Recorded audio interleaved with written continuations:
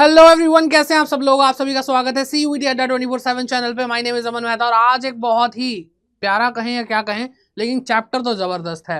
तो चलिए स्टार्ट करते हैं आज का chapter accounting ratio. One shot में खत्म करेंगे। और इस चैप्टर को लेकर के सबसे ज्यादा परेशानी बच्चों के बीच में ये रहती है, इतने सारे फॉर्मूला हैं सर, कैसे याद होंगे। तो बेटा आज इसी प्रॉब्लम को दूर करेंगे। हमारा प्राइमरी फोकस रहेगा कि किस तरीके से आपको ये सारे फॉर्मूला याद रह सके बिना रटे। ठीक है, तो कुछ ऐसी अजीबोगरीब चीजें करने की कोशिश करेंगे, कुछ ऐसी टेक्निक देंगे जिससे आपको थोड़ी चीजें याद हो जाएं। मोस्ट प्रोबेबली 80 to 90% फॉर्मूले आपको आज की लेक्चर में याद हो जाएंगे। तो एंड तक बने रहिए। चलिए स्टार्ट करते हैं आज की क्लास, और लाइक करना मत भूलना, ठीक है। तो सबसे पहली चीज जो हमें समझनी है, इसका बेसिक समझ लेते हैं कि भाई अकाउंटिंग रेशियो में रेशियो क्या होता है। अकाउंटिंग तो आपको पता ही है, रेशियो समझेंगे, अकाउंटिंग रेशियो समझेंगे, सारी चीजें देखते हैं। तो सबसे पहले बात वही करते हैं कि रेशियो क्या है। It is an arithmetical expression, यानी संख्याओं के रूप में अपनी भावनाओं को व्यक्त करने का तरीका है रेशियो। ठीक है, तो it is an arithmetical expression of relationship between two related और इंटरडिपेंडेंट आइटम। बेटा टू और मोर नहीं, सिर्फ टू। ठीक है, इस बात को ध्यान रखना। तो दो रिलेटेड हो या इंटरडिपेंडेंट हो, यानी आपस में संबंधित हो या आप एक दूसरे पर निर्भर करने वाली दो आइटम्स के बारे में बात कर लेते हैं। जैसे सेल्स का प्रॉफिट से लेना देना है, तो इसलिए बेटा नेट प्रॉफिट रेशियो बनता है, ग्रॉस प्रॉफिट रेशियो बनता है, और उस रेशियो के अंदर सेल्स का जो यूज है वो हम करते हैं। तो अब ऐसा तो है नहीं कि नेट प्रॉफिट और मैं बात कर रहा हूं करंट लायबिलिटी की, कोई लॉजिक नहीं है उसका। ठीक है, तो ऐसे रेशियोज नहीं बनते जो दो आइटम को लेकर के बन रहे हैं और दोनों एक दूसरे से रिलेटेड ही नहीं है, या फिर दोनों एक दूसरे पे इंटरडिपेंडेंट ही नहीं है। तो दो आइटम्स होनी चाहिए रेशियो के अंदर, और वो दोनों एक दूसरे से रिलेटेड और इंटरडिपेंडेंट हो सकती हैं, तब जाकर हम अर्थमेटिकल एक्सप्रेशन जो देते हैं उस रिलेशनशिप को, तब उसे हम रेशियो बोलते हैं। इट इज द न्यूमेरिकल और quantitative relationship between two items और वेरिएबल। तो दो आइटम या वेरिएबल के बीच में ये संख्यात्मक रिश्ता है। ठीक है, संख्याओं के रूप में जो व्यक्त किया जा सके। फिर बात करते हैं अकाउंटिंग रेशियो क्या होता है। तो बस रेशियो में अकाउंटिंग डाल दो, बस हो गया अकाउंटिंग रेशियो। तो सिंपल सीधी बात करें कि अकाउंटिंग के दो आइटम, यानी अकाउंटिंग इंफॉर्मेशन में जो होती है हमारी, उसमें से कोई दो आइटम जो रिलेटेड हो, इंटरडिपेंडेंट हो, उनका इस्तेमाल करके अगर रेशियो बनाया जाता है तो अकाउंटिंग रेशियो कहलाता है। चलो पढ़ के देखते हैं क्या कह रहे हैं ये। तो when ratios are calculated on the basis of accounting information they are called accounting ratios. यही तो बोला मैंने। It is a mathematical expression that shows the relationship between two items or group of items shown in financial statement। तो financial statement दो item या दो group of item के बीच के रिलेशनशिप को अगर हम दिखा देते तो ये वही है accounting ratio. Accounting ratios can be expressed as pure ratio, percentage, times, या फिर फ्रैक्शन। यानी आप देख सकते हो 2/3, 4/8, 4/8 नहीं, वो तो 1/2 होता है, तो वो बेटा फ्रैक्शन है।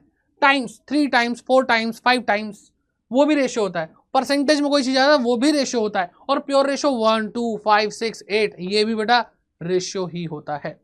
ठीक है, तो इन चार तरह से आप रेशियो को देख सकते हैं। और अकाउंटिंग रेशियो समझ में आ गए, रेशियो समझ में आ गए, तो आगे बढ़ते हैं और समझते हैं रेशियो एनालिसिस।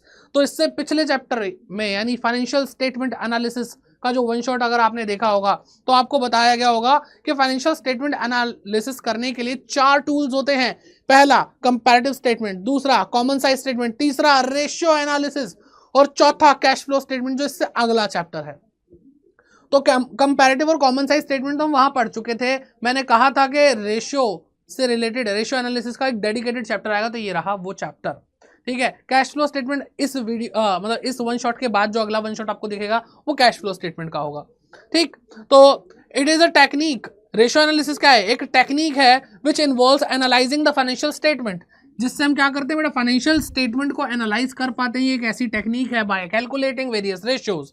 कैसे? अलग अलग तरह के रेशियो को कैलकुलेट करके। It is the most important and powerful tool. ये सबसे इंपॉर्टेंट और पावरफुल टूल है for measuring performance of a business enterprise. एक बिजनेस इंटरप्राइज की परफॉर्मेंस को मेजर करने के लिए सबसे ज्यादा इंपॉर्टेंट और पावरफुल टूल है। ठीक है, बस इतना बहुत। सीधे अब रेशियो ही आएंगे, लेकिन थोड़ा गहराई में जाके समझना जरूरी भी है। ऑब्जेक्टिव समझते हैं क्यों हम रेशियो एनालिसिस करते हैं। तो भाई ये हमें बताता है कि किस एरिया में हमें ज्यादा अटेंशन की जरूरत है। रेशियो एनालिसिस से हमें पता चलता है कि किस एरिया में हमें ज्यादा अटेंशन की जरूरत है, ये हमें बताता है हमारे पोटेंशियल एरियाज के बारे में जिनको हम और इम्प्रूव कर सकते हैं। ठीक है, तीसरा आता है to make inter and intra firm comparison, ये तो पढ़ा हुआ है। इंटर और इंट्रा फर्म कंपैरिजन हम रेशियो के बेसिस पे भी कर सकते हैं। To provide analysis of the liquidity, बेटा हम किस चीज का एनालिसिस कर रहे हैं, हम लिक्विडिटी चेक कर रहे हैं, हम सॉल्वेंसी चेक कर रहे हैं, हम एक्टिविटीज को चेक कर रहे हैं, हम प्रॉफिटेबिलिटीज को चेक कर रहे हैं। 4 तरह की चीजों का एनालिसिस करते हैं। लिक्विडिटी मतलब कि कितनी जल्दी कौन सी चीज कैश में कन्वर्ट हो सकती है। सॉल्वेंसी मतलब कि हम कितने कैपेबल हैं अपनी असेट से अपने डेट को चुकाने के लिए। एक्टिविटी का मतलब कि हम कितनी जो भी एक्टिविटीज कर रहे हैं वो हम अपने असेट्स को यूज कर रहे हैं उसको हम कैसे सेल में कन्वर्ट करते हैं। फिर प्रॉफिटेबिलिटी तो साफ साफ पता चलता है कि प्रॉफिट्स कमाने की जो तरीके हैं, कैसे हम प्रॉफिट कमा रहे हैं, कितना प्रॉफिट कमा रहे हैं, सही कमा रहे हैं नहीं कमा रहे हैं, इतना इससे ज़्यादा कमा सकते हैं नहीं कमा सकते, ये सारी चीज़ें। ठीक है, एंड फिफ्थ आता है to provide information useful for making estimates and preparing the plans for future. तो भाई अनुमान लगाने के लिए रेशियोज काम आते हैं।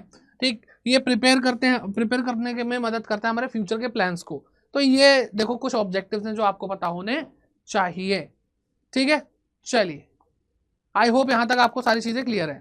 तो चलिए अब आगे देखते हैं क्या है क्लासिफिकेशन और टाइप्स ऑफ रेशियोज। तो अभी हमने कुछ एक बेहतरीन चीज देखी कि हम जो एनालिसिस कर रहे हैं वो किसके लिए कर रहे हैं, लिक्विडिटी, सॉल्वेंसी, एक्टिविटी और प्रॉफिटेबिलिटी के लिए, और यही टाइप्स हैं रेशियो के। वाह, ठीक है। तो ये 4 तरह के रेशियोज आप इस लेक्चर में पढ़ने वाले हैं, अपने सिलेबस में पढ़ने वाले हैं। तो सबसे पहले शुरू करते हैं लिक्विडिटी रेशियो से। तो ये शॉर्ट टर्म सॉल्वेंसी के नाम से भी जाना जाता है। शॉर्ट टर्म सॉल्वेंसी, देखो सॉल्वेंसी वर्ड का मतलब क्या है कि आप कितने कैपेबल हैं अपनी डेट को, अपनी लाइबिलिटीज को चुकाने के लिए अपनी असेट्स के थ्रू। तो इसका मतलब अगर हम शॉर्ट टर्म में देखेंगे कि शॉर्ट टर्म असेट यानी current liabilities, short term liabilities जो है हमारी, उसको चुकाने के लिए हम कितने कैपेबल हैं, तो उनको हम कैसे पे ऑफ करेंगे, उनको पे करेंगे बेटा हम अपनी करंट असेट से। और यहाँ पर लिक्विडिटी वर्ड इसलिए यूज किया जा रहा है क्योंकि हम एक शॉर्ट पीरियड में करंट असेट को कन्वर्ट कर रहे हैं कैश के अंदर। ठीक है, और कैश में कन्वर्ट होना ही लिक्विडिटी कहलाता है शॉर्ट पीरियड में। ठीक है, तो इसलिए शॉर्ट टर्म सॉल्वेंसी बोला जाता है लिक्विडिटी रेशियोज को। तो liquidity ratios shows the ability of the enterprise to meet its short term financial obligation. Short term financial obligation in debt और लाइबिलिटीज, ठीक है, उनको मीट करने की एबिलिटी के बारे में बात करते हैं। इसमें 2 रेशियोज आपको पढ़ने हैं, एक है करंट रेशियो और एक है लिक्विडिटी रेशियो। तो अगर हम बात करते हैं करंट रेशियो की, जिसको हम वर्किंग कैपिटल रेशियो भी बोलते हैं, तो सिंपल है बहुत, सबसे ज्यादा फेमस, सबसे ज्यादा आसान जो रेशियो वो यही है, करंट असेट अपॉन में करंट लाइबिलिटी। अब करंट असेट क्या होती है वो आपको पता है, करंट लाइबिलिटी क्या होती है वो भी आपको पता है। ठीक है, 11th क्लास में पिछले साल ही सीख लिया था। ठीक, अब यहाँ पे एक्सप्लेनेशन की जरूरत पड़ेगी कब बेटा, अगले रेशियो के अंदर, क्योंकि अगले रेशियो में होने वाला धमाका। लिक्विडिटी रेशियो, तो सर क्या ये वो लिक्विडिटी रेशियो के अंदर करंट रेशियो आ गया, लिक्विड रेशियो आ गया, तो सर ये ज्यादा लिक्विड है? हाँ जी, ये करंट रेशियो से भी ज्यादा लिक्विड है, तभी इसका नाम लिक्विड रेशियो है। इसको हम क्विक रेशियो भी बोलते हैं, इसको हम एसिड टेस्ट रेशियो भी बोलते हैं। सर इसमें ऐसा क्या खास है? तो बेटा आप ध्यान से देखो, यहाँ पे आपको दिखाई देगा लिक्विड या फिर क्विक असेट अपॉन में करंट लाइबिलिटीज। तो अगर हम करंट रेशियो को और लिक्विड रेशियो को कंपेयर करें तो हमें समझ में आता है कि कोई फर्क नहीं है, क्योंकि वहां पे भी करंट लाइबिलिटी, यहाँ पे भी करंट लाइबिलिटी, बस एक फर्क है कि वहां पे करंट असेट थी, यहाँ पे क्विक असेट है। सर ये तो हमने कहीं बैलेंस शीट में नहीं देखे क्विक असेट। तो बेटा आपको बताते हैं, क्विक असेट या फिर लिक्विड असेट जो होती है बेटा, जब हम करंट असेट्स में से माइनस कर देते हैं इन्वेंटरीज को, और क्या माइनस करते हैं हम, माइनस कर देते हैं बेटा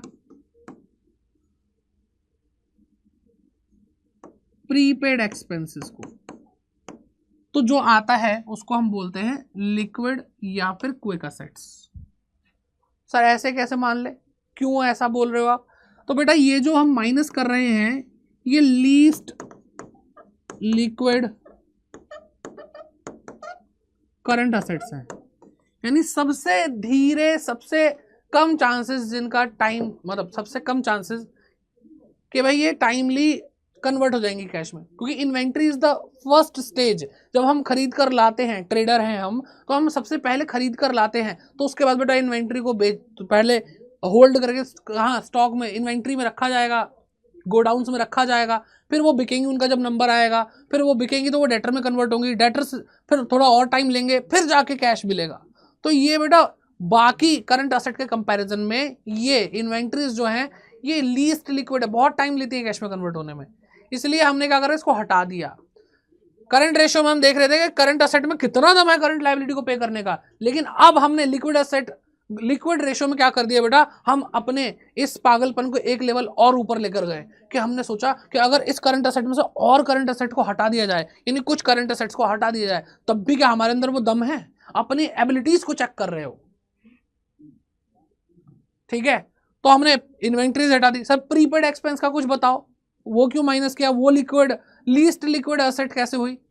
तो बेटा इसके लिए मैं आपको एक ही चीज बोलूंगा कि अगर आपने किसी को एडवांस पैसा दे रखा है तो बेटा वो पैसे किसी की जेब से वापस निकलवाओगे ना, बड़ा मुश्किल है, होता नहीं है।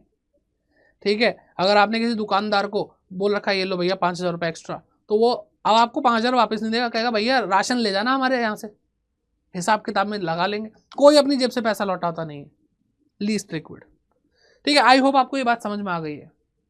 ठीक, और अगर हम बात करते हैं इसके आइडल रेशियो की, क्या एक करंट रेशियो किसी बिजनेस का क्या होना चाहिए, वैसे तो वो ये सब्जेक्टिव है, ठीक, लेकिन मैं बता दूं 2:1 होता है, और लिक्विड रेशियो जो होता है वो 1:1 होता है। ठीक है, यानी एक लायबिलिटी है तो 2 करंट असेट होनी चाहिए, और यहाँ पे अगर एक लायबिलिटी है तो एक करंट असेट होनी ही चाहिए। चलिए अब आगे बढ़ते हैं सॉल्वेंसी रेशियोज की ओर। सॉल्वेंसी रेशियोज ये है लॉन्ग टर्म सॉल्वेंसी, क्योंकि शॉर्ट टर्म सॉल्वेंसी तो लिक्विडिटी कहलाती है, तो जो सॉल्वेंसी वर्ड है बचा वो लॉन्ग टर्म के लिए ही बचा ना हमारे पास। तो यहाँ पे क्या है, solvency ratios are calculated to जज the long term financial position of the business, कि लॉन्ग टर्म में तुम सर्वाइव कर पाओगे, तुम्हारे अंदर एबिलिटी है कि तुम अपनी लायबिलिटी से ज़्यादा असेट लेकर बैठोगे और उसको चुका सकते हो लायबिलिटीज को जब भी चाहो तो। ठीक है, इसके भाई आपको 4 रेशियोज पढ़ने, debt to equity ratio, total asset to debt ratio, proprietary ratio, inventory coverage ratio. लो भाई आसान है बेटा, जहां पे डेट टू इक्विटी या टोटल असेट टू डेट ऐसे 2 वाले आ रहे हैं ना, ये 2 ऐसे काट दो। तो क्यों काट दे, अरे आगे देखते हैं ना।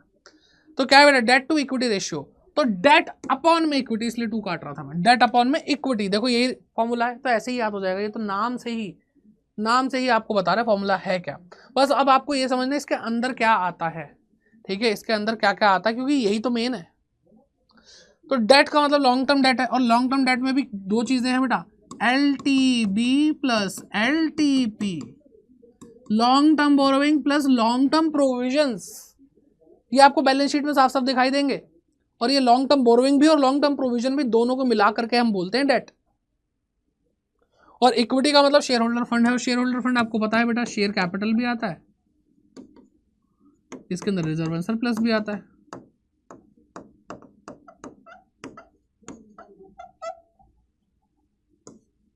ठीक है, सिंपल है। फिर बात करते हैं total asset to debt ratio की, तो total asset to debt ratio, to total asset upon में डेट। तो टोटल असेट आपको पता, टोटल असेट मतलब टोटल असेट, चाहे नॉन करंट असेट्स हो सारी की सारी, चाहे करंट असेट्स हो, तो हम कह सकते हैं total of asset side in balance sheet, है ना। बैलेंस शीट में जो असेट साइड है वो सारी टोटल करोगे तो टोटल असेट ही तो आएगी। फिर लॉन्ग टर्म डेट अभी आप देख कर आए बेटा, क्या है LTB plus LTP, long term borrowing plus long term provisions, बस सिंपल। फिर प्रोप्राइटरी रेशियो के बारे में बात करते हैं, तो प्रोप्राइटरी रेशियो क्या है, प्रोप्राइटरी वर्ड आता है बेटा प्रोप्राइटर से, प्रोप्राइटर मतलब मालिक। ठीक है, और मालिक तो सबसे ऊपर रहते हैं भाई, हमेशा सबसे ऊपर का दर्जा किसका, मालिक का। ठीक है, तो ऊपर रेशियो में ऊपर लिख दो, प्रोप्राइटर का क्या होता है, फंड होता है, यानी शेयर होल्डर फंड। ठीक है, share capital plus reserve and surplus, है ना। याद करने का तरीका कितना बढ़िया, प्रोप्राइटरी रेशियो, प्रोप्राइटर मतलब मालिक, मालिक तो ऊपर रहते हैं, तो बेटा फॉर्मूले में ऊपर क्या लिखोगे, मालिक मतलब उसका पैसा, और मालिक कौन है बेटा, कंपनी के शेयर होल्डर्स, और शेयर होल्डर फंड ऊपर लिखा जाएगा। ठीक है, डिवाइडेड बाय टोटल असेट्स, और मालिक जो पैसा लगाते हैं उससे सारी असेट्स खरीदते हैं वो। तो टोटल असेट का मतलब आपको पता ही है, non current assets plus current assets. बेटा मैं कह रहा हूं ऐसी वाहियात चीजें ही आपको याद कराएंगी फॉर्मूला। ठीक है, चलो फिर बात करते हैं आगे, इंटरेस्ट कवरेज रेशियो। क्या बेटा? Interest coverage ratio. अब मान लो बेटा, ये पेन आपको दिख रहा है मेरे हाथ में, ये बेटा क्या है? इंटरेस्ट है, और इंटरेस्ट को मैंने क्या कर दिया? कवर कर दिया। ऐसे कौन पढ़ाता है ना? यही सोच रहे होगे। ठीक है ना, इतना क्या दिल पे लेना, समझ में आना चाहिए, काम निकलना चाहिए। तो बेटा इंटरेस्ट को कवर कर दिया, तो इसका मतलब क्या कि भाई फॉर्मूले में जो ऊपर आएगा वो कुछ और होगा, नीचे होगा इंटरेस्ट। देखो नीचे क्या है? Interest on long term debt. Interest किसका? लॉन्ग टर्म डेट का, वो नीचे लिखा हुआ, कवर कर लेना, ऊपर से ढक दिया बेटा। और बेटा इंटरेस्ट को ढक कौन सकता है? दैट मीन्स ऐसी चीज जिसके अंदर से हम इंटरेस्ट निकालते हैं, यानी इंटरेस्ट किसमें इंक्लूडेड होता है? तो बेटा इंटरेस्ट इंक्लूड होता है प्रॉफिट में, और वो वाला प्रॉफिट जिसके अंदर से अभी तक इंटरेस्ट माइनस हुआ नहीं है। तो बेटा इंटरेस्ट कहां से निकलेगा? Profit before interest and taxes, जिसको हम प्यार से आगे क्या बोलेंगे बेटा? PBIT। ठीक है, profit before interest and taxes. और एक चीज हमेशा ध्यान रखना कि अगर बिफोर इंटरेस्ट है और सिंपल स्टोरी चल रही है कि अभी तक हमने इंटरेस्ट नहीं निकाला है, तो बेटा टैक्स भी नहीं उसमें से निकाला गया होगा। सर ऐसा क्यों बोल रहे हो? बेटा इंटरेस्ट एक चार्ज अगेंस्ट प्रॉफिट है, और चार्ज अगेंस्ट प्रॉफिट का मतलब समझते हो कि ऐसा एक्सपेंस जो प्रॉफिट को कम करेगा ही करेगा, और जब तक वो माइनस नहीं होता तब तक आपको एक्चुअल प्रॉफिट पता नहीं चलेगा, और जब तक एक्चुअल प्रॉफिट नहीं पता चलेगा तब तक इनकम टैक्स लग नहीं सकता, क्योंकि एक्चुअल प्रॉफिट पे इनकम टैक्स लगता है। आई बात समझ में? तो इसलिए अगर इंटरेस्ट नहीं लगा, तो अगर प्रॉफिट बिफोर इंटरेस्ट है तो बिफोर टैक्स भी होगा in most of the cases. ठीक है, अब इसके लिए थोड़ी सी कहानी सुनाता हूं, जो आपको बिजनेस स्टडीज के फाइनेंशियल जो पार्ट बी है उसके अंदर आपको पढ़ाई जाएगी। फाइनेंशियल मैनेजमेंट अगर आपने नहीं पढ़ा तो पढ़ाई जाएगी तब। तो बेटा सेल्स आप करते हो, सेल्स में से बेटा कॉस्ट आती है सबसे पहले, वेरिएबल कॉस्ट माइनस करते हो VC, और जब वो माइनस करते हो तो क्या आता है बेटा? कॉन्ट्रीब्यूशन आता है। क्या आता है बेटा? कॉन्ट्रीब्यूशन आता है। कॉन्ट्रीब्यूशन में से क्या माइनस होता है बेटा? फिक्स्ड कॉस्ट माइनस होती है। फिक्स कॉस्ट माइनस होती है, फिर आता है बेटा profit before interest and taxes. देख रहे हो यही वाला? तो कहने का मतलब सेल्स में से दो कॉस्ट माइनस करनी है। पहली बात तो वेरिएबल कॉस्ट, और ये बेटा वहां पे आपको सिखाया जाएगा। सर यहाँ पे नहीं सिखाओगे तो कैसे करेंगे? बेटा हो जाएगा, मैं बता रहा हूँ ना कैसे होगा, क्योंकि मेन गेम तो यही है। आपको इतना पोर्शन तो दिया नहीं होगा, कहानी ही आपके यहाँ से शुरू होगी, आपके क्वेश्चन अकाउंटेंसी में रिवर्स आएंगे। तो बेटा profit before interest and taxes, तो बेटा इसके बाद क्या होता होगा? इंटरेस्ट माइनस होता होगा। फिर क्या होता होगा बेटा? प्रॉफिट बिफोर टैक्स, अभी टैक्स माइनस करना है तो बेटा टैक्स माइनस होता होगा, और जब टैक्स माइनस हो जाता है प्रॉफिट आफ्टर टैक्स आता है, और इसमें से बेटा प्रेफरेंस शेयर्स का डिविडेंड दिया जाता है, और जब ये माइनस होता है तो जो भी ये आता है ये बेटा इक्विटी शेयर होल्डर की इनकम होती है। ठीक है, अर्निंग इसको बोलते हैं हम, earning available for equity share holders. ठीक है, और ये जो मैंने आपको अभी बताया ना सीक्वेंस, ये अभी आगे के कुछ जो रेशियोज हैं उनके फॉर्मूले में काम आएगा, टेंशन मत लो। तो आपको क्वेश्चंस कैसे दिए होंगे? आपको क्वेश्चन दिए होंगे बेटा रिवर्स टाइप के, कि आपको प्रॉफिट आफ्टर टैक्स दे दिया या प्रॉफिट बिफोर टैक्स दे दिया, आपको पहुंचना यहाँ तक है। ठीक है, तो जो प्रैक्टिस सेशन करेंगे तो आपको समझ में आ जाएगा। बस ये सीक्वेंस याद रखो कि PBIT में से पहले इंटरेस्ट माइनस होता है, फिर PBT आता है, PBT में से टैक्स माइनस होता है, फिर PAT यानी प्रॉफिट आफ्टर टैक्स आता है, फिर प्रेफरेंस डिविडेंड माइनस होता है, फिर जो भी आता है उसको बोलते हैं बेटा earning available for equity share holders. ठीक है, तो आपको ये तो बहुत आसानी से दिया होगा, आपको यहाँ पे बेटा लोन दिया होगा या फिर डिवेंचर्स दिए होंगे जिन पे इंटरेस्ट जाता है। ठीक है, बस इसके अंदर आपको रेट मल्टीप्लाई करना है इंटरेस्ट का, तो आपको पता चल जाएगा interest on long term debt क्या होता है। ठीक है, ये तो पता चल जाएगा।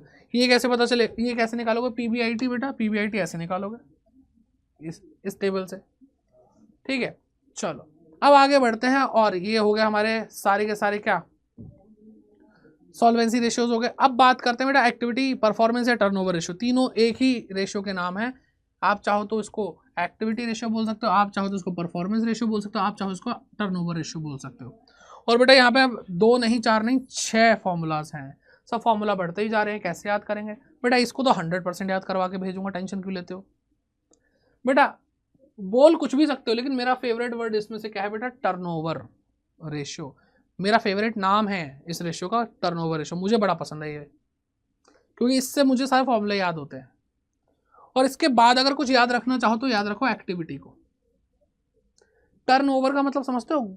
टर्न मतलब मोड़ देना, और ओवर मतलब ऊपर रख देना, घुमा कर ऊपर रख देना। बिल्कुल देसी तरीका याद करने का। टर्नओवर मतलब घुमा के ऊपर रखना, और सारे रेशियोज में यही कर रहे हैं ये। और घुमा के ऊपर रखेंगे किसको? एक्टिविटी को। ठीक है, तो एक्टिविटी या turnover ratios show how efficiently a company is using assets. Company कितने अच्छे से असेट्स को यूज कर रही है ताकि वो जनरेट कर सके सेल्स को। सेल्स को जनरेट करने के लिए कितना बढ़िया तरीके से असेट्स को यूज किया जा रहा है, ये रेशियो ये बताता है। ठीक है, चलिए सबसे पहले पढ़ेंगे इन्वेंट्री टर्नओवर रेशियो। अब बेटा मैंने बोला टर्नओवर रेशियो, तो घुमा के ऊपर रखना है क्या? एक्टिविटी को। कौन सी एक्टिविटी? तो बेटा किसका रेशियो है? इन्वेंट्री का टर्नओवर रेशियो है। तो बेटा जिसका भी टर्नओवर रेशियो होगा उसको नीचे रखा जाएगा। फॉर्मूले में तो होता है ना, फ्रैक्शन में ही तो आता है x/y। तो बेटा फॉर्मूले में जिसका भी टर्नओवर रेशियो है, इन्वेंट्री का टर्नओवर रेशियो, इन्वेंट्री को नीचे रखेंगे, और ऊपर क्या रखेंगे? टर्नओवर क्या करेंगे बेटा? एक्टिविटी। किससे रिलेटेड? इन्वेंट्री से रिलेटेड एक्टिविटी। ठीक है, और एक और चीज बता दूं, मोस्ट ऑफ द फॉर्मूलाज में जो आपको एक्टिविटी दी होगी वो कहीं ना कहीं सेल से रिलेटेड है। सेल से रिलेटेड है, क्योंकि यहां पे हम बात क्या कर रहे हैं कि हम जनरेट करना चाहते हैं सेल्स को। थ्योरी ऐसे ही नहीं होती, थ्योरी में बहुत दम होता है, तभी फॉर्मूले बनते हैं। तो इन्वेंट्री टर्नओवर रेशियो, तो सर इन्वेंट्री यानी हमारा स्टॉक ना, तो वो तो बैलेंस शीट में होता है सर। और बैलेंस शीट तो सर ओपनिंग बैलेंस शीट भी होती है और क्लोजिंग बैलेंस शीट भी होती है। तो सर कौन सी इन्वेंट्री लेनी है? ओपनिंग वाली इन्वेंट्री लेनी है, क्लोजिंग वाली इन्वेंट्री लेनी है? बेटा इन दोनों को प्लस करके 2 से डिवाइड करके एवरेज इन्वेंट्री लेनी है, और उसको हम नीचे लिखेंगे। तो लिखा क्या बेटा नीचे? Average inventory. कैसे बेटा? ओपनिंग बैलेंस ऑफ इन्वेंट्री और closing balance of inventory divided by 2। ठीक है, तो वो रखा हमने नीचे। अब इन्वेंट्री को करते क्या भाई? इन्वेंट्री हम इसलिए लाए, स्टॉक हम इसलिए लाए ताकि बेच सके। तो इसका सीधा सीधा रिलेशन किससे बेटा? सेल्स से। तो सेल्स ऊपर टर्न ओवर।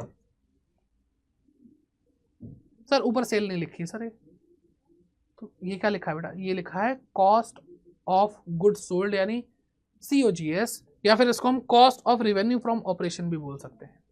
अब बेटा ये लिखा क्यों है मैं आपको बताता हूँ। ये भी सेल ही होती है। कॉस्ट ऑफ गुड्स सोल्ड क्या होती है? सेल होती है। यानी जो आपने गुड्स सेल किए हैं उसकी कॉस्ट क्या थी, इसका सीधा मतलब है ये COGS क्या होता है? COGS का मतलब होता है सेल्स को कॉस्ट प्राइस पर दिखाना। सेल्स को कॉस्ट प्राइस पर दिखाना, क्योंकि सेल्स क्या होता है बेटा? Sales is equal to COGS plus profit होता है ना। तो बेटा अगर हम प्रॉफिट हटा देंगे तो हम सेल को कॉस्ट पे ही तो दिखा रहे हैं। और बेटा जो इन्वेंट्री है वो ऑलवेज कैसे शो की जाती है बेटा? कॉस्ट पर शो की जाती है ना। इसका कॉस्ट प्राइस ही तो है, ये सेल प्राइस थोड़ी होती है, ये कॉस्ट प्राइस होता है। तो बेटा अगर आपने यहाँ पे कॉस्ट यूज करा तो ऊपर भी कॉस्ट यूज करेंगे, सेल प्राइस ऊपर नहीं लिख सकते, ये तो फॉर्मूला ही नहीं बनेगा। हमेशा ध्यान रखना फ्रैक्शन के अंदर जो भी चीज़ें लिखी होती हैं वो सेम यूनिट पे होनी चाहिए। अगर ये रुपीज़ है तो ये भी रुपीज़ होना चाहिए। ठीक है, ये कॉस्ट है तो ऊपर भी कॉस्ट होनी चाहिए, ये सेल प्राइस है तो ये भी सेल प्राइस होना चाहिए। तो अगर एवरेज इन्वेंट्री कॉस्ट प्राइस पे दिखाई जाती है तो सेल को भी कॉस्ट प्राइस पे ही दिखाना पड़ेगा, और सेल को जब कॉस्ट पे दिखाएंगे तो वो COGS आएगा। तो कैसे निकालते हैं सर? तो बेटा COGS का फॉर्मूला मैं आपको बताता हूँ। ये तो मैंने आपको बता दिया, average inventory opening stock plus closing stock, यानी opening inventory plus closing inventory divided by 2, that is average inventory. अब COGS क्या होता है बेटा? COGS होता है आपका net sales minus gross profit, याद है? ये होता है COGS का एक और फॉर्मूला है बेटा, COGS is equal to opening stock plus purchases plus all direct expenses. ठीक है, all direct expenses minus closing stock. तो बेटा ये क्या होता है? COGS होता है। या तो आप ऐसे निकाल लो या आप ऐसे निकाल लो। ठीक है, तो COGS निकालना बता दिया, वो ऊपर लिख देना। एवरेज इन्वेंट्री आपको क्वेश्चन में इन्फॉर्मेशन दी होगी, वो आप एवरेज निकाल लेना, हो गया। फिर बात करते हैं ट्रेड रिसीवेबल टर्नओवर रेशियो। क्या बेटा? Trade receivable turnover ratio, TRTR। कौन करता है बेटा? मेंढक करता है, तो उसको कभी कभी प्यार से मैं मेंढक रेशियो भी बोलता हूँ, ठीक है। चलिए, तो अब मैंने क्या बोला था कि टर्नओवर रेशियो जिसका वो नीचे आएगा, तो किसका टर्नओवर रेशियो है इस बार? बेटा इस बार टर्नओवर रेशियो है ट्रेड रिसीवेबल का। सर ट्रेड रिसीवेबल क्या होता है? तो बेटा ट्रेड रिसीवेबल मतलब डेटर्स प्लस बिल रिसीवेबल्स। तो कई बार क्या होता है बेटा, ट्रेड रिसीवेबल टर्नओवर रेशियो दिया होता है और बैलेंस शीट में सिर्फ डेटर लिखा होता है, तो BR मत ढूंढो ना जो है ही नहीं, तो फिर सिर्फ डेटर टर्नओवर रेशियो निकाल सकते हो आप। आ रही है बात समझ में? तो बेटा ये टर्नओवर रेशियो किसका? ट्रेड रिसीवेबल का, तो ये नीचे लिखा जाएगा। और सर ये भी तो ओपनिंग और क्लोजिंग में होते हैं, तो बेटा इसकी भी एवरेज निकाल के रख दो, ठीक है। कैसे? Opening trade receivable plus closing trade receivable divided by 2। फिर ऊपर क्या है बेटा? इससे related activity debtor bill receivable. Debtor कब क्रिएट होता है? कौन सी एक्टिविटी से क्रिएट होता है? क्योंकि टर्न ओवर किसका करना है बेटा? टर्न ओवर करना है, ऊपर लिखना है एक्टिविटी को।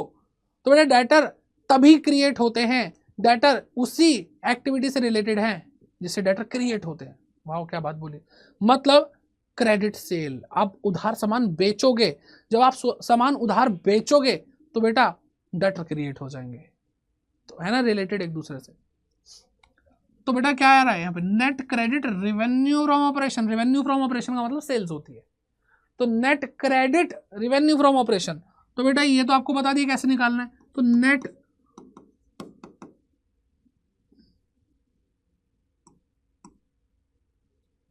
नेट क्रेडिट सेल्स कैसे निकालते हैं? नेट क्रेडिट सेल्स निकालते हैं बेटा, टोटल सेल्स आपको दी होगी, total sales minus cash sales, ठीक है। और एक और चीज माइनस कर लो बेटा, सेल्स रिटर्न, ठीक है। तो टोटल सेल में से दो चीजें माइनस करोगे, आपको क्या मिलेगा? क्रेडिट सेल्स मिलेगा, वो ऊपर लिख देना, बात खत्म। बेटा अब जब हम ट्रेड रिसीवेबल टर्नओवर रेशियो सीख जाते हैं, तो हम इससे एक और चीज निकाल सकते हैं, उसको बोलते हैं हम डेट कलेक्शन पीरियड। क्या बोलते हैं बेटा? Date collection period. सर ये क्या होता है? बेटा डेट कलेक्शन पीरियड वो पीरियड होता है कि जो आपने सामान उधार बेचा है उसका पैसा डेटर से कब कितने टाइम में मिलता है आपको, उस पीरियड को कैलकुलेट कर रहे हैं कि ऑन एन एवरेज आपके डेटर आपको कितने टाइम में पैसा लौटा देते हैं। तो बेटा अगर आपको डेज में कैलकुलेट करना है तो 365 ऊपर लिखो, अगर आपको ये पीरियड मंथ में कैलकुलेट करना है तो बेटा 12 ऊपर लिखो, और नीचे क्या कर दो बेटा, जो आपने ट्रेड रिसीवेबल टर्नओवर रेशियो निकाला वो लिख दो, इसके भी नीचे इसके भी नीचे। बहुत आसान है। तो इसलिए पहले आपको क्या निकालना पड़ेगा? ट्रेड रिसीवेबल टर्नओवर रेशियो, आपका मेंढक रेशियो निकालना पड़ेगा। फिर बात करते हैं ट्रेड पेबल टर्नओवर रेशियो, यानी शॉर्ट में बोले तो TP टर, ठीक है, ये अलग टाइप का मेंढक है। तो ट्रेड पेबल टर्नओवर रेशियो, किसका टर्नओवर है बेटा? ट्रेड पेबल का। तो ट्रेड पेबल का आएंगे, नीचे आएंगे, और उसकी एवरेज आएगी। कैसे निकालते हैं? Opening plus closing divided by 2। Trade payable होते क्या है? ट्रेड पेबल होते बेटा क्रेडिटर्स प्लस बिल पेबल। और ये क्रिएट कब होते हैं बेटा? ये क्रिएट होते हैं तब जब हम उधार सामान खरीदते हैं। हम कंपनी सामान उधार खरीद रही है, तो बेटा वो क्या होगा? वो हमारा नेट क्रेडिट परचेज से ही संभव हो सकता है, तब जाकर हमारे क्रेडिटर क्रिएट होते हैं, बिल पेबल क्रिएट होते हैं। तो ट्रेड पेबल से रिलेटेड एक्टिविटी ऊपर पटक के लिख दो बेटा, क्या है? नेट क्रेडिट परचेज, ठीक है। तो इसका तो आपको पता है, opening plus closing divided by 2। Net credit purchase कैसे करोगे? Net credit purchase is equal to total purchases minus cash purchases minus purchase return, ठीक है। चलिए मजा आया भाई। अब आगे बढ़ते हैं। अब जैसे आप ट्रेड रिसीवेबल टर्नओवर रेशियो से डेट कलेक्शन पीरियड निकाल सकते थे, ऐसे ट्रेड पेबल जो टर्नओवर रेशियो आपने निकाला उससे आप एवरेज पेमेंट पीरियड निकाल सकते हो कि आपको आपके क्रेडिटर्स को कितने टाइम में पैसा लौटाना ही पड़ता है। इसको एवरेज एज ऑफ पेबल भी बोलते हैं। तो बेटा कैसे निकालेंगे, 12 महीने, मतलब अगर आप मंथ में निकालेंगे तो 12 ऊपर लिखना, डेज में निकालेंगे तो आप 365 ऊपर लिखना, और नीचे क्या करना, ट्रेड पेबल टर्नओवर रेशियो।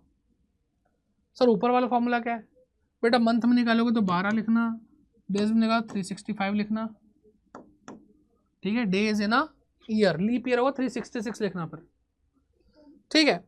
और बेटा ये देखो average trade payable divided by net credit purchase, ये ट्रेड पेबल टर्नओवर रेशियो को उल्टा करके लिखा हुआ है। सर उल्टा क्यों लिखा हुआ है बेटा, दोनों फॉर्मूला एक ही है। अगर मैं ट्रेड पेबल टर्नओवर रेशियो को ओपन करके लिखूं तो बेटा यही तो आएगा। अब नीचे अगर ये फॉर्मूला लिखा हुआ है तो फिर इसको रिवर्स करना पड़ेगा ताकि हम इसको मल्टीप्लाई कर सकें। ये छोटी क्लास में हमें 5वीं 6ठी क्लास में फ्रैक्शन के टाइम पे सिखा दिया था, ठीक है। जैसे भाई हमें मान लो लिखा है 12 divided by trade payable turnover ratio, और भाई ट्रेड पेबल टर्नओवर रेशियो क्या है, ट्रेड पेबल टर्नओवर रेशियो है मान लो 3/4, वैसे टाइम्स में आता 3/4 क्या होगा,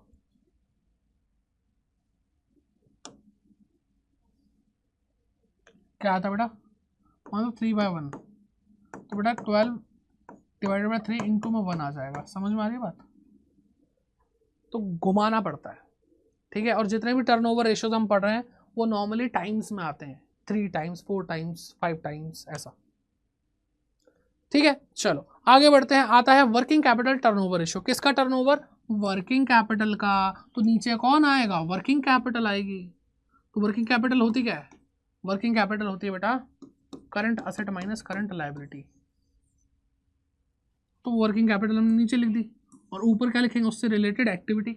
इससे ये कौन सी एक्टिविटी से रिलेटेड हो सकती है, तो बेटा वर्किंग कैपिटल यानी करंट असेट में कितना पैसा लगा है और उसमें से हम करंट लायबिलिटी को माइनस कर रहे हैं, क्योंकि करंट लायबिलिटी का मतलब क्या है कि बाहर वालों का पैसा जो करंट असेट्स में लगा हुआ था। दैट मीन्स कि हमारा जो करंट असेट्स के अंदर हमारा खुद का पैसा जो लगा है, हम वो उसको बोलते हैं वर्किंग कैपिटल, जो सर्कुलेट होती रहती है होती रहती है होती रहती है होती रहती है। और ये हम क्यों कर रहे हैं, ताकि हम सेल्स जनरेट कर सकें। तो नेट रेवेन्यू फ्रॉम ऑपरेशन, और कौन सी सेल, कैश या क्रेडिट कोई सी भी हो। तो इसलिए बेटा यहाँ पे नेट रेवेन्यू फ्रॉम ऑपरेशन है, यानी नेट सेल है, ठीक है, जिसमें कैश और क्रेडिट सेल दोनों ही इंक्लूडेड है, ठीक है। चलो तो ये तो भाई नेट क्रेडिट सेल्स आप बहुत आसान है निकालना, आपको पता ही है। अब आगे बढ़ते हैं, फिक्स्ड असेट टर्नओवर रेशियो। ये थोड़ा अजीब लगा मुझे, काफी अजीब लगा बल्कि, लेकिन क्या कर सकते हैं, सह लेंगे। टर्नओवर रेशियो क्या बेटा, फिक्स्ड असेट का। तो नीचे क्या लिखेंगे, फिक्स्ड असेट। फिक्स्ड असेट आपको पता ही है, लॉन्ग टर्म एसेट्स होती है हमारी, नॉन करंट एसेट्स होती है, ठीक है। अब ये भी ओपनिंग और क्लोजिंग में हो सकती है, तो ओपनिंग बैलेंस और क्लोजिंग बैलेंस दोनों को ऐड करके 2 से डिवाइड कर देना, या फिर आपको इन्फॉर्मेशन अलग तरीके से दी हो सकती है। कैसे दी हो सकती है, आपको फिक्स्ड असेट दी है और आपको उसका डेप्रिसिएशन दिया है, तो आप net asset, net fixed asset निकालोगे। ये कैसे निकलती है बेटा, ये निकलती है total fixed assets, total fixed assets minus accumulated depreciation, यानी अब तक जितना डेप्रिसिएशन इकट्ठा हुआ है इस असेट पर, ठीक है, वो माइनस करें तो नेट आ जाए। और ये बेटा ये असेट्स किस लिए अप्लाई की गई है बिजनेस में, ताकि आप सेल्स क्रिएट कर सको, तो नेट सेल ऊपर आएगी, चाहे कोई सा भी फॉर्मूला हो, ठीक है। तो आसान है ये भी। फिर बात करते हैं करंट असेट टर्नओवर रेशियो। ये ज़्यादा वाहियात लगता है मुझे, क्योंकि ये है करंट असेट लेकिन फॉर्मूले में टोटल असेट आती है, और ये मैंने बहुत जगह चेक करा, पता नहीं क्यों, लेकिन अब फॉर्मूला यही तो यही बताना पड़ेगा। तो टर्नओवर रेशियो किसका, करंट असेट का, लेकिन नीचे क्या लिखेंगे, टोटल असेट। टोटल असेट का भी एवरेज लेंगे, और ऊपर क्या लिखेंगे बेटा, नेट सेल्स। क्या लिखेंगे ऊपर, नेट सेल्स लिखेंगे। तो बेटा ये टर्नओवर एक्टिविटी ये वाली जो ट्रिक है आई थिंक आपके दिमाग में घुसी होगी, और आपको अब टर्नओवर रेशियोज याद हो गए होंगे, ठीक है। प्रोप्राइटरी रेशियो को भी अलग तरीके से बता दिया, इंटरेस्ट कवरेज रेशियो को भी अलग से बता दिया, तो सबके लिए ट्रिक मिल रही है। और current asset ratio, current ratio और क्विक रेशियो वो तो आसान थे ही। तो मुझे लगता है कि यहाँ तक जितना भी हमने पढ़ा है उसका सफ़र आसान रहा है, और वो फॉर्मूले याद हो गए हैं। और मैं एक चीज़ और आपसे रिक्वेस्ट करूँगा, जो भी बच्चे देखते हुए आ रहे हैं अब तक और एंड तक देखेंगे, वो कमेंट करके ज़रूर जाइए कि हाँ पहले से बेहतर तरीके से मुझे फॉर्मूलेज याद हो रहे हैं। चलिए आगे बढ़ते हैं, प्रॉफिटेबिलिटी रेशियोज़ की तरफ बढ़ते हैं, और इसको तो याद करना बहुत आसान है। और जैसा कि नाम से ही पता चल रहा है, हम प्रॉफिटेबिलिटी चेक कर रहे हैं कि ओवरऑल एफिशिएंसी बिजनेस की अच्छी चल रही है नहीं चल रही है। यहाँ पे बेटा 7 रेशियोज पढ़ेंगे हम। Gross profit ratio, operating ratio, net profit ratio, return on investment, earning per share, dividend per share और पीई रेशियो यानी प्रॉफिट अर्निंग रेशियो। अब बेटा ग्रॉस प्रॉफिट रेशियो मैंने आपको ये शुरुआत में ही एग्जांपल दिया था कि सेल्स का प्रॉफिट से रिलेशन होता है। तो बेटा सेल्स, अब ये जो प्रॉफिटेबिलिटी रेशियो नॉर्मली वो बेटा परसेंट में आते हैं, परसेंटेज में आते हैं और इसलिए 100 से मल्टीप्लाई भी होती है। तो ग्रॉस प्रॉफिट आपको पता है, ग्रॉस प्रॉफिट ऊपर लिखो, कैसे आता है बेटा, कैसे आता है, gross profit is equal to sales minus COGS, या फिर बोलो sales minus opening stock minus purchases minus all direct expenses plus closing stock. ठीक है, तो ऐसे बेटा ग्रॉस प्रॉफिट आता है। ग्रॉस प्रॉफिट आप ऊपर लिख लोगे और नीचे नेट रेवेन्यू फ्रॉम ऑपरेशन यानी जो आपकी नेट सेल्स है, नेट सेल्स यानी total sales minus sales return. Sales return को और क्या बोलते हैं बेटा हम, रिटर्न इनवर्ड, है ना, वो भी ध्यान रखना। ठीक है, ऐसे ही अब आगे बढ़ते हैं और पढ़ते हैं ऑपरेटिंग रेशियो। अब बेटा जब आपको ऑपरेटिंग रेशियो बोले तो आप क्या समझोगे, ऑपरेटिंग कॉस्ट की बात हो रही है। क्या बेटा, ऑपरेटिंग कॉस्ट की बात हो रही है। एक होता है ऑपरेटिंग प्रॉफिट रेशियो, तो उसको ऑपरेटिंग प्रॉफिट रेशियो ही बोलते हैं, लेकिन अगर कहीं पे ऑपरेटिंग रेशियो आ जाए तो समझ जाना कॉस्ट की बात हो रही है। ठीक है, तो आपको 11th क्लास में सिखाया गया था कि ऑपरेटिंग एक्सपेंसेस क्या होते हैं, ऑपरेटिंग प्रॉफिट क्या होता है। ठीक है, और मुझे जहां तक याद है जितने भी बच्चे टाइम देख रहे हैं उसमें से 75% बच्चों को याद भी नहीं होगा कि ऑपरेटिंग प्रॉफिट होता कैसे है, कैसे निकालते हैं। कोई बात नहीं बेटा, सह लेंगे। देखो सबसे पहली चीज, जो भी ऑपरेटिंग कॉस्ट है, जो भी है, जैसी भी चीज है, सब के सब सेल्स पे डिपेंडेंट है। तो नीचे आपको फॉर्मूले में रेवेन्यू फ्रॉम ऑपरेशन यानी नेट सेल्स दिखाई दे रहा है, नेट रेवेन्यू फ्रॉम ऑपरेशन दिखाई दे रहा है। ऊपर बेटा ऑपरेटिंग कॉस्ट आ रही है। अब पॉइंट ये, ऑपरेटिंग कॉस्ट होती क्या है। तो बेटा ऑपरेटिंग कॉस्ट जैसे बिजनेस को ऑपरेट करने के लिए जो बेसिकली कॉस्ट है उसको बोलते हैं। अब थोड़ा सिंपल करके मैं आपको बताऊं तो आप खुद सोचो कि बिजनेस किस चीज के बिना नहीं चल सकता। आप स्टॉक खरीदते हो तभी तो बेच पाओगे, स्टॉक नहीं खरीदोगे तो बेचोगे कैसे। तो बेटा वो एक्सपेंस आपका ऑपरेटिंग एक्सपेंस है। ठीक है, बात समझ में आ रही है। दूसरा, आप क्या करते हो बेटा, आप वेजेस देते हो, सैलरीज देते हो। तो बेटा अगर आप एम्प्लॉयज़ को रखोगे नहीं तो बेचेगा कौन, अगर आप मैन्युफैक्चरिंग कंपनी है तो बनाएगा कौन, तो बेटा वो भी ऑपरेटिंग एक्सपेंस है। आप रेंट पे करते हो, अगर आप रेंट पे नहीं करोगे तो बेटा आप मैन्युफैक्चरिंग कहाँ करोगे, या फिर मैं कहता हूँ गोडाउन्स कहाँ पे, तो स्टोर कहाँ पे रखोगे अपना, तो वो भी बेटा ऑपरेटिंग, उसके बिना तो बिजनेस चलेगा नहीं। लेकिन वहीं अगर मैं आपसे बोलूँ कि मैंने बिजनेस के लिए लोन लिया है तो बेटा वो फाइनेंस कॉस्ट है, क्योंकि हर कोई जो बिजनेस कर रहा है वो लोन नहीं ले रहा है, वो आपकी प्रॉब्लम है, आपके पास पैसा नहीं है। तो बेटा वो ऑपरेटिंग एक्सपेंस नहीं है। हर बिजनेस को चलाने के लिए लोन लेना जरूरी नहीं है, पॉइंट टू बी नोटेड। तो इसलिए बेटा जो भी उसके एक्सपेंसेस हैं, लोन लेने पे क्या एक्सपेंस करना पड़ता है, इंटरेस्ट पे करना पड़ता है। ठीक है, आपने शेयर्स इशू कर रखे हैं तो आपको डिविडेंड पे करना पड़ेगा, तो डिविडेंड पे करना, आप अपने बिजनेस को फाइनेंस कर रहे हो, तो बेटा ऑपरेटिंग एक्टिविटी में नहीं आएगा, ऑपरेटिंग नहीं है वो। तो समझ में आ गया। तो अगर हम ध्यान से देखें, आपने ट्रेडिंग अकाउंट पढ़ा था 11th क्लास में, आपने पीएल अकाउंट पढ़ा था, तो ट्रेडिंग के अंदर, ट्रेडिंग अकाउंट के अंदर तो जो भी चीज़ें आती हैं, जो भी कॉस्ट आती है उनको हम COGS बोलते हैं। क्या बोलते हैं बेटा, टोटल जितनी भी कॉस्ट है उन सबको हम क्या बोलते हैं, COGS बोलते हैं। और वो प्योरली बेटा ऑपरेटिंग कॉस्ट है। लेकिन जब हम पीएल के अंदर जाते हैं तो पीएल के अंदर बेटा आपको ऑपरेटिंग कॉस्ट भी दिखाई देंगी, आपको नॉन ऑपरेटिंग एक्सपेंसेस भी दिखाई देंगे। ठीक है, ये सारी चीज़ें हैं। तो आप जो COGS है और प्लस जो पीएल अकाउंट के अंदर जो ऑपरेटिंग एक्सपेंसेस थे, इन दोनों को अगर आप जोड़ते हो तो बेटा ऑपरेटिंग कॉस्ट आती है, और वो ऑपरेटिंग कॉस्ट यहां लिखिए। इसी का फॉर्मूला बेटा एक और फॉर्मूला बना दिया और ये बस ब्रेक डाउन करके दिखाया है। Cost of revenue from operation यानी COGS प्लस ऑपरेटिंग एक्सपेंसेस, कौन से वाले बेटा, पीएल वाले। तो मैं भी तो यही बता रहा था। ठीक है, तो इस तरीके से बेटा ये फॉर्मूला बनता है और ये आपको याद रहना चाहिए। ठीक, अब बात करते हैं बेटा नेट प्रॉफिट रेशियो की। अब आपको पता ही है पीएल अकाउंट बनता है, और पीएल अकाउंट में आपने एकदम तसल्ली से नेट प्रॉफिट निकाला हुआ है, तो बेटा वही नेट प्रॉफिट आप ऊपर लिखोगे। यानी सारी इनकम में सारे के सारे एक्सपेंसेस माइनस करने के बाद जो प्रॉफिट आता है उसको नेट प्रॉफिट बोलते हैं, वो आएगा। और नेट रेवेन्यू फ्रॉम ऑपरेशन नीचे लिखेंगे, 100 से मल्टीप्लाई करेंगे। अब आता है बेटा रिटर्न ऑन इन्वेस्टमेंट, जो कि मेरे हिसाब से प्रॉफिटेबिलिटी रेशियो में सबसे ज्यादा पूछे जाना चाहिए, क्योंकि इसमें दम है। बाकी तो हलवा टाइप ऑफ चीजें थी जो अभी तक हम प्रॉफिटेबिलिटी रेशियोज में पढ़ रहे थे। अब रिटर्न ऑन इन्वेस्टमेंट को आरओआई प्यार से बोलते हैं, या फिर रिटर्न ऑन कैपिटल एम्प्लॉयड भी बोलते हैं। कैपिटल एम्प्लॉयड यानी पैसा कितना लगा है, तो इसका मतलब समझ में आ रहा है, पैसा कितना लगा है, ये नहीं बोल रहे कि मालिक ने कितना लगाया है।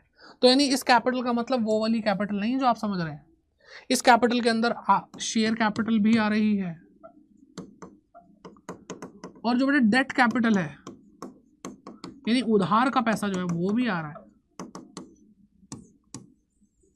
ठीक है।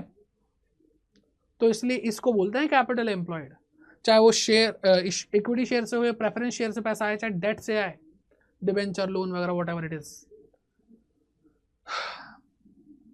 अब पॉइंट ये कि इन लोगों ने जो पैसा लगाया है उस पर रिटर्न यानी इनको वापस प्रॉफिट कितना मिल रहा है उसको कैलकुलेट करने की बात हो रही है।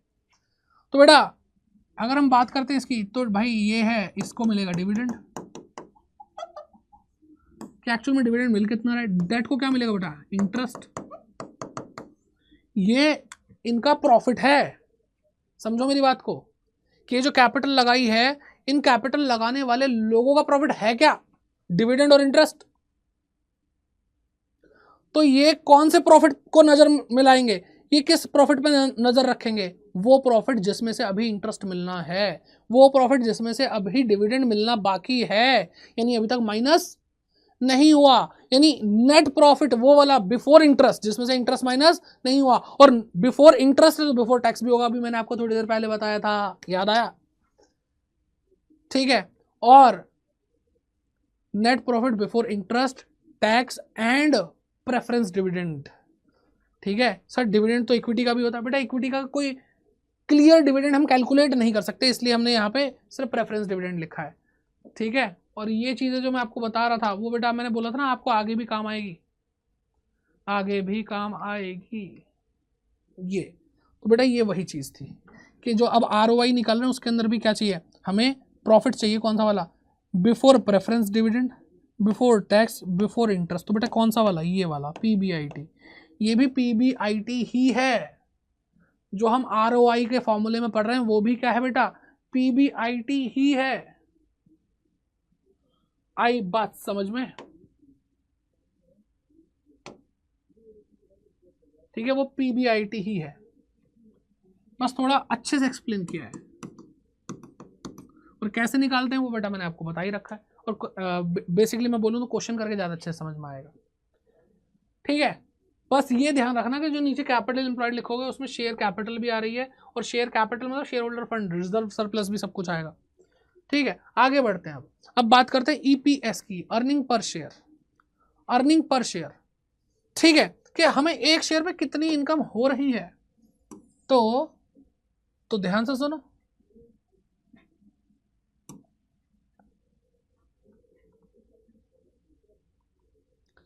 तो बेटा एक शेयर पे कितनी इनकम हो रही है। अब ये बेटा ईपीएस जो बात की जाती है वो इक्विटी शेयर्स के कंटेक्स्ट में की जाती है। तो बेटा इक्विटी शेयर की अर्निंग क्या है, इक्विटी शेयर की अर्निंग क्या है, सर ये रही अर्निंग, बिल्कुल सही, इसी की बात करनी है। कैसे निकालते हैं बेटा, पीबीआईटी में से इंटरेस्ट माइनस होगा, फिर टैक्स माइनस होगा, फिर प्रेफरेंस डिविडेंड माइनस होगा, फिर जो बचेगा वो earning available for equity share holder होगा, ठीक है। आई बात समझ में। तो बेटा देखो क्या लिखा है, net profit after tax and preference dividend. तो बेटा ये जो मैंने आपको earning available for equity share holders दिखाया था ये वही है, कि वो वाला नेट प्रॉफिट जिसमें से हमने टैक्स भी माइनस कर दिया। अब बेटा टैक्स माइनस कर दिया इसका मतलब इंटरेस्ट भी माइनस हो चुका है तभी टैक्स लगा है, और प्रेफरेंस डिविडेंड भी माइनस कर दिया, तब जाके जो बचेगा वो इक्विटी शेयर्स के लिए तो बचेगा, यही तो बता रहा हूँ इतनी देर से। तो बेटा वो अमाउंट कैसे कैलकुलेट होगा वहां पे मैंने आपको बता दिया। अब आपको उसको डिवाइड करना नंबर ऑफ इक्विटी शेयर के, कितने इक्विटी शेयर्स हैं, कि मान लो हमें जो यहाँ पे अमाउंट दिखाई दे रहा है हमें जो दिखाई दे रहा है, ये अमाउंट जो दिखाई दे रहा है वो मान लो 5 लाख रुपए है। क्या है बेटा? 5 लाख रुपए है। अब जो 5 लाख रुपए है बेटा,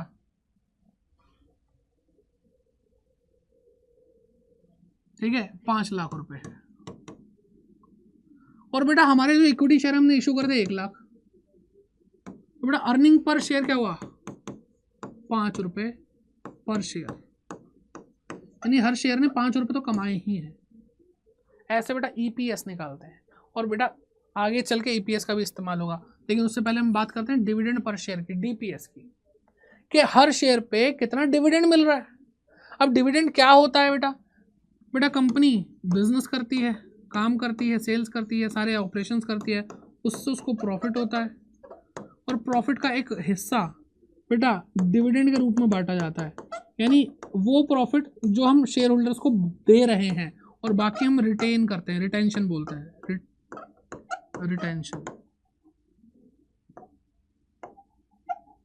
रिटेंशन मतलब बिजनेस में वापस से इन्वेस्ट कर दिया।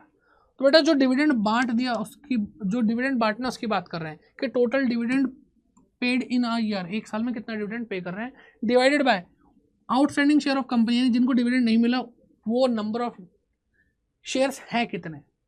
ठीक है, डिविडेंड मान लो कितना बेटा? 10 लाख रुपए है, और जो बचे हुए शेयर से जिनको डिविडेंड नहीं मिला वो बेटा 50,000 है। ठीक है, 50,000 है, तो बेटा 20 रुपये पर शेयर डिविडेंड आ गया, डीपीएस क्या आ गया? 20 रुपये पर शेयर आ गया। तो बेटा ये सारी चीज़ें आपको क्वेश्चन में गिवन होंगी, किस तरह से आप कैलकुलेट करेंगे, आसानी से निकल जाएगा। प्रैक्टिस सेशन अभी आएगा, उसको भी देख लेना, आपको तसल्ली मिल जाएगी, हाँ ऐसे क्वेश्चन होते हैं। फिर बात करते हैं PE ratio, price earning ratio. क्या बेटा? प्राइस अर्निंग रेशियो बोलो या क्या बोलना चाहते हो तुम? अर्निंग तो देखो तुम्हें समझ में आ रहा है, प्राइस देखो तुम्हें समझाता हूँ, P/E है, तो बेटा यही प्राइस है, यही P है, और यही E है। E तो समझ में आ रहा है, अर्निंग पर शेयर, तो प्राइस अर्निंग रेशियो जिसको, ठीक है, प्रॉफिट अर्निंग रेशियो भी बोलते हैं, प्राइस अर्निंग रेशियो भी बोलते हैं, कुछ भी बोल लो।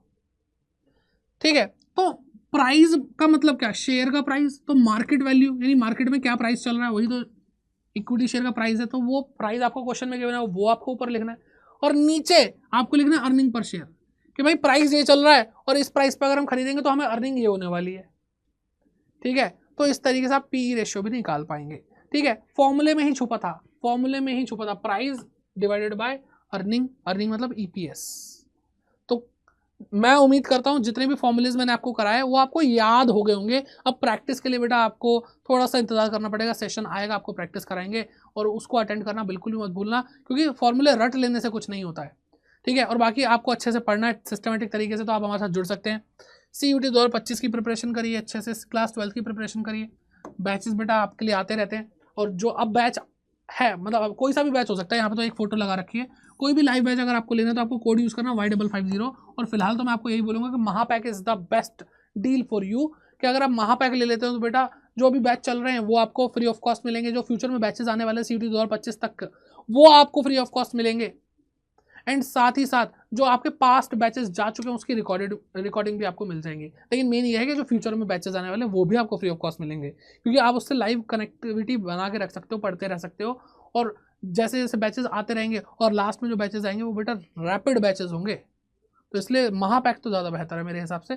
ठीक है, और बाकी आपको बुक्स चाहिए या मॉक टेस्ट चाहिए तो बेटा आप उसके लिए भी अप्लाई कर सकते हो, इनरोल कर सकते हो, और क्या लगा कोड Y550S, मैक्सिमम डिस्काउंट उससे मिल जाएगा।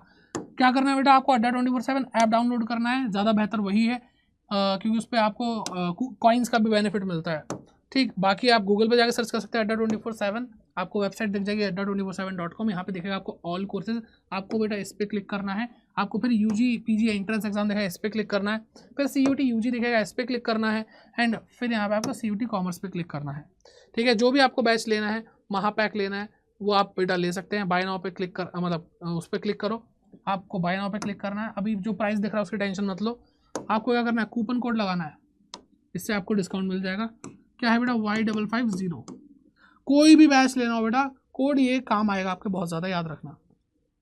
तो जैसे ही अप्लाई करा बेटा, तो ये 12,000 रुपये के आसपास का जो प्राइस दिख रहा था वो उस पर कितना डिस्काउंट आ गया बेटा, 2039 रुपये का डिस्काउंट आपको अभी दिखाई दे रहा है, ठीक। 9959 का आपको प्राइस पड़ेगा टोटल। और इसमें बेटा आपको सारी की सारी चीज़ें, अगर हम बात करते हैं डोमेन्स की तो अकाउंटेंसी, बीएसटी, इकोनॉमिक्स, मैथमेटिक्स आपको मिल रहा है। लैंग्वेजेस में आपको इंग्लिश और हिंदी मिल रहा है। जनरल टेस्ट की पूरी प्रिपरेशन हो रही है, डेडिकेटेड टीचर्स हैं, ठीक है। तो 2025 के जो आपका CUT एग्जाम होगा तब तक के लिए आपकी वैलिडिटी भी इसमें है। एंड आई होप आपको ये सेशन भी अच्छा लगा हो। तो इसके लिए भाई आप क्या कर सकते हो, थोड़ा मोटिवेट रखिए हमें भी और आप भी रहिए, लाइक करिए, शेयर करिए, सब तक पहुंचाइए सेशन को। And subscribe to this channel, क्योंकि यहाँ पे आपको बहुत सारी एजुकेशनल वीडियोस मिल रही हैं, आपको बहुत सारी अपडेट्स मिलती हैं, बहुत सारी स्ट्रैटेजी वीडियोस मिलती हैं। तो इससे ज़्यादा बेहतर कोई प्लेटफॉर्म हो ही नहीं सकता। तो सब्सक्राइब टू दिस चैनल। मिलते हैं आपसे नेक्स्ट क्लास में। Bye bye, take care and keep growing.